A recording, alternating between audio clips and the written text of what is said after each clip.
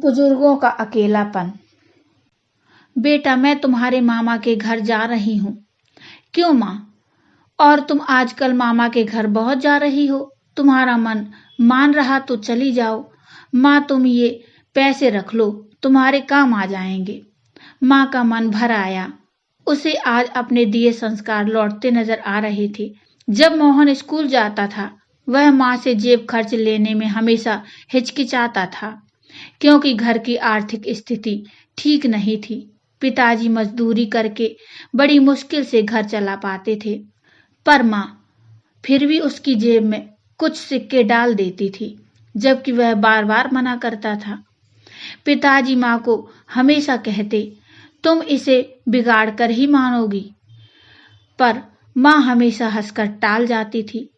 पत्नी का स्वभाव भी उसकी माँ की तरफ कुछ खास अच्छा नहीं था। वह रोज कहा सुनी करती थी। उसे ये बड़ों से टोका टोकी पसंद नहीं थी। बच्चे भी दादी के कमरे में नहीं जाते।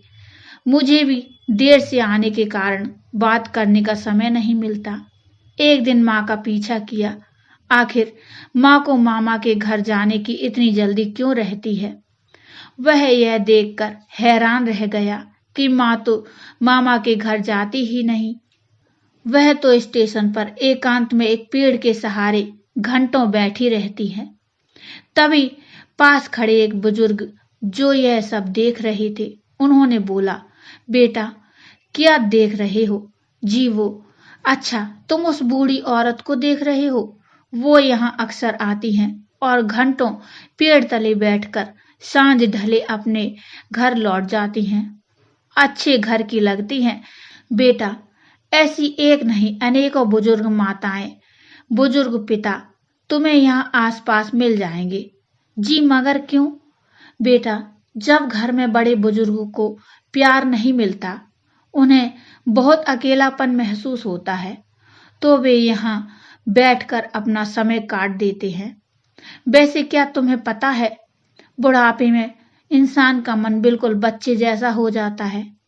उस समय उसे अधिक प्यार और सम्मान की जरूरत पड़ती है, पर परिवार के सदस्य इस बात को समझ नहीं पाते। वो यही समझते हैं इन्होंने अपनी जिंदगी जी ली है, फिर इन्हें अकेला छोड़ देते हैं। कहीं साथ ले जाने से कतराते हैं। बात करना तो दूर, अक्सर उनकी राय भी उन्हें कड़वी लगती है, जबकि वह बुजुर्ग तो अपने बच्चों को अपने अनुभवों से आने वाले संकटों और परेशानियों से बचाने के लिए सलाह देते हैं। घर लौटकर किसी से कुछ नहीं कहा। जब माँ लौटी, वह घर के सभी सदस्यों को देखता रहा। किसी को भी माँ की चिंता नहीं थी। माँ से कोई बात नहीं करता, कोई हंसता खेलता नहीं था, जैसे माँ घर में हो ही नहीं। ऐसे परिवार में पत्नी, बच्चे सभी माँ को इग्नोर करते हुए दिखे। सबको राह दिखाने के लिए आखिर उसने भी अपनी पत्नी और बच्चों से बोलना बंद कर दिया। वो काम पर जाता और वापस आता, किसी से कोई बातचीत नहीं। बच्चे पत्नी बोलने की कोशिश भी करते तो वह भी इग्नोर कर काम में डूबे रहने का नाटक करता।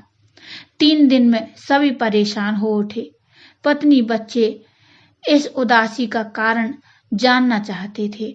मोहन ने अपने परिवार को अपने पास बिठाया, उन्हें प्यार से समझाया कि मैंने तुमसे 4 दिन बात नहीं की तो तुम कितने परेशान हो गए। अब सोचो, तुम माँ के साथ ऐसा व्यवहार करके उन्हें कितना दुख दे रहे हो। मेरी माँ मुझे जान से प्यारी हैं, जैसे तुम्हारी माँ। और फिर माँ के अकेले स्टेशन जाकर घंटों बैठकर रोने की बात छुपा गया। सभी को अपने बुरे व्यवहार का खेद था। उस दिन जैसे ही माँ शाम को घर लौटी, सभी बच्चे उनसे लिपट गए। दादी, आज हम आपके पास बैठेंगे, कोई किस्सा कहानी सुनाओ ना।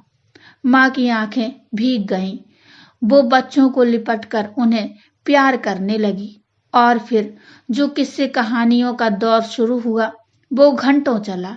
इस बीच मोहन की पत्नी उनके लिए फल तो कभी चाय, नमकीन लेकर आती।